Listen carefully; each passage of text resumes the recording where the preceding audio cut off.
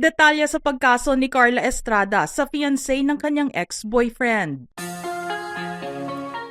Carla Estrada, nananahimik ako. Huwag mo damay work ko. Nananahimik ako, mommy. Iyan nga ang naging post ni Jelly Au, ang fiancé ngayon ng ex-boyfriend ni Carla na si Jam Ignacio sa kanyang social media account. Noong nakaraang araw nga ay nabasa ang cryptic post na ito ng DJ na nagpapahiwatig na nagkaroon sila ng hindi pagkakaunawaan ng TV host at aktres. Isa tuloy malaking palaisipan kung ano ang dahilan para sabihin o i-call out ni Jelly si Carla at sabihan ito na ihinto ang pagdamay niya sa kanyang trabaho. Matapos kasing mabasa ang nasabing post sa social media, wala nang iba pang detalye ang ibinigay nito sa mga followers. Pero nito ring mga nagdaang araw ay nabasa at nakita sa mismong verified social media account ni Carla ang isa ring cryptic post na hindi naman tukoy kung sino ang pinatatamaan. Ani sa post nito, "Fame whore, low life people. I don't have time for this, but my lawyers has. Cyber libel, here we go." Kapansin-pansin naman na kapag hinanap ang nasabing post sa profile ni Carla, hindi na ito makikita. Mabilis nga itong nabura sa mismong account ni Carla. Ngunit mabilis din ang kamay ng mga netizens at naitabi nila ito bilang resibo para sa pinatatamaang tao ng TV host. Naokray pa nga ang kanyang grammar sa nasabing post at tila naging grammar Nazi ang mga nakabasa nito. Ang deleted post ni Carla sa social media ang naging tugon niya sa ipinost ni Jelly Au. Hindi rin kasi nagustuhan ni Carla ang tono ng nasabing post, kung saan tinawag din siya nitong mommy.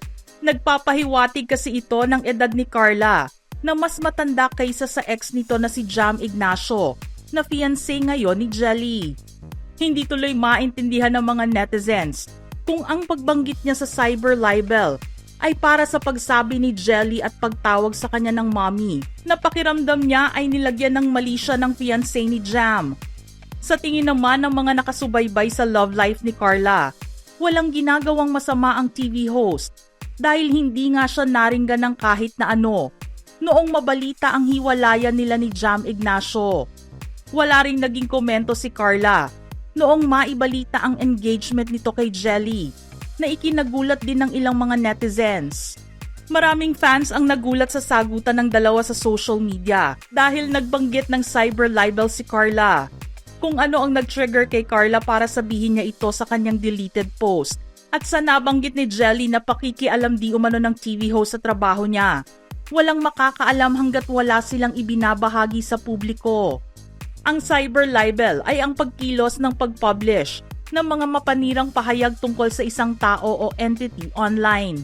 Ito ay isang krimen sa Pilipinas na pinamamahalaan ng Cybercrime Prevention Act of 2012. Ito ay ang terminong ginagamit kapag may nag-post o nag-email ng isang bagay na hindi totoo at nakakapinsala tungkol sa ibang tao sa internet, kabilang ang mga message board, bulletin board, blog, chat room, personal website, social media, social networking site, o iba pang published articles. Mayroong 4 na elemento ang cyber libel. Una, imputation of a discreditable act or condition. Ang nilalamang pinag-uusapan ay may kasamang mga pahayag na nagpaparatang ng krimen, bisyo o depekto na may posibilidad na makasira sa reputasyon ng tao o entity na sangkot. Maaaring kabilang dito ang mga maling alegasyon ng mga gawaing kriminal, paninirang puri, o mga pahayag na nagbibigay ng kahihiyan sa pagkatao ng isang tao. Pangalawa, publication of the imputation. Ang mapanirang puri na pahayag ay pampublikong naipost o ipinakalat sa pamamagitan ng social media, blog o iba pang online platforms na naa-access ng general public. Pangatlo, malice. Mayroong mali siya o masamang hangarin sa bahagi ng individual na gumawa ng mapanirang puri na pahayag. Pang-apat, identification of the person defamed. Ang paksa ng defamatory statement ay dapat matukoy, tahasan man o hindi. Dapat na malinaw sa lahat na ang mga pahayag ay tumutukoy sa isang partikular na tao o entity. Ang cyber libel ay may matinding parusa sa Pilipinas. Mas mahigpit kaysa sa traditional libel sa ilalim ng Revised Penal Code. Kung ang isang tao ay napatunayang nagkasala ng cyber libel, maaari silang hatulan ng pagkakakulong mula 6 na taon at 1 araw hanggang sa 8 taon as provided under Republic Act No. 10175. Bilang karagdagan, ang nagkasala ay maaaring managot para sa civil damages in a libel suit, kabilang ang moral and exemplary damages. July 2024 nang lumabas ang usap-usapan na hindi na magkasama sina Carla at Jam. Walang anunsyo mula sa kanilang dalawa kaugnay sa breakup.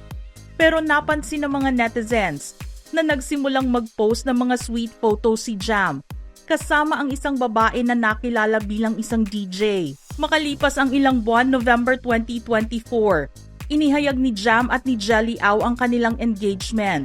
Sinabi ni DJ Jelly na hindi siya makapaniwala na pagkatapos ng 4 na buwang pagsasama ay nagdesisyon na si Jam na mag-propose sa kanya ng kasal. Ginawa ni Jam ang proposal sa kaarawan ni Jelly noong November 11 at nakita naman ang pagbati sa kanila ng mga malalapit na kaibigan, maging ng mga social media followers. Kung ikukumpara ito sa pinagsamahan ni na Jam at Carla, ilang taon ding tumagal ang kanilang relasyon.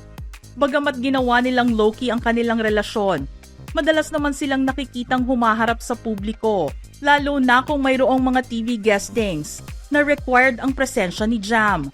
Ilang beses ding nakitang dumalo si Jam sa family gatherings ni Carla. Noong makumpirma ang kanilang relasyon, nakatanggap ng suporta si Carla mula sa kanyang mga tagahanga at ipinagdasal nila ang kanyang kaligayahan pagdating sa kanyang love life. Matatandaan din na sa kabila ng lockdown o quarantine noong 2020, hindi napigilan sina Carla at Jam na ipagdiwang ang kanilang first anniversary ng magkasama. Nagkaroon sila ng isang romantic dinner na ginanap sa bahay ni Carla at makikita rin ang saya sa kanilang mga mukha dahil nakapag-celebrate sila ng kanilang anniversary ng magkasama.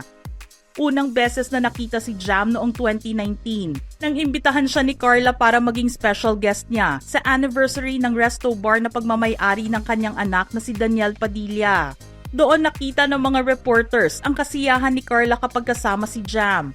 Minsan na ring lumabas noon ang spekulasyon na malapit na ang pagpapakasal nilang dalawa dahil sa naipost ni Carla sa kanyang IG account na litrato ng couple rings.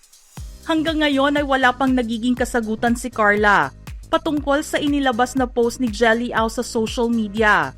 Pero inaabangan na ng mga fans ni Carla ang mga susunod na mangyayari, lalo na't nagpahiwatig siya ng cyber libel kung ipafile niya o hindi. Mga ka-showbiz peeps, gusto naming marinig ang inyong reaksyon sa ating istorya ngayon. Send in your thoughts in the comment section below.